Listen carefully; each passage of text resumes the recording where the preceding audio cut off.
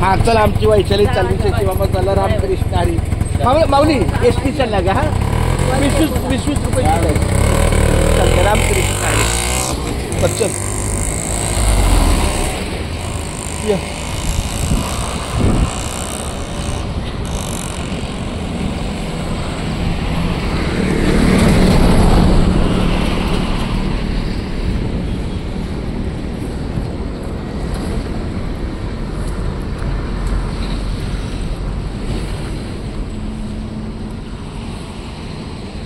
आयला